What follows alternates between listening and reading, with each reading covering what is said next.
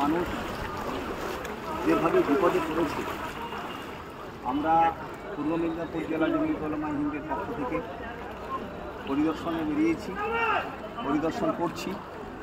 মানুষের যে চাহিদা, বিশেষ করে খাদ্য সামগ্রী, বর্তমানের যা পরিস্থিতি, খাদ্য সামগ্রীর প্রয়োজন।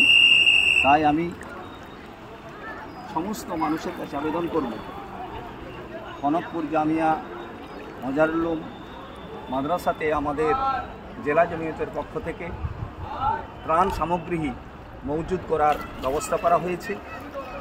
ত্রাণ সামগ্রী আমরা যাতে নৌকোতে করে গ্রামে গ্রামে পৌঁছে আমরা মানুষের হাতে তুলে দিতে পারি, তার জন্য ব্যবস্থা গ্রহণ করেছি।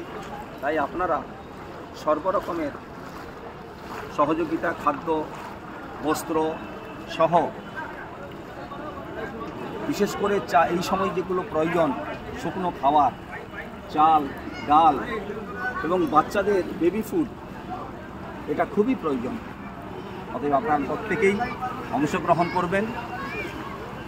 আমার নাম্বার 9332948235। কনকপুর মাদ্রাসাতে আপনারা উপস্থিত হবেন খাদ্য সামগ্রী নিয়ে। এককালীন যদি কেউ অর্থ দিতে চান, আপনারা এখানে উপস্থিত হবেন। যদি না আসতে পারেন, 9332948235 এই নাম্বারে আপনারা যোগাযোগ করবেন। ও চাচাজি,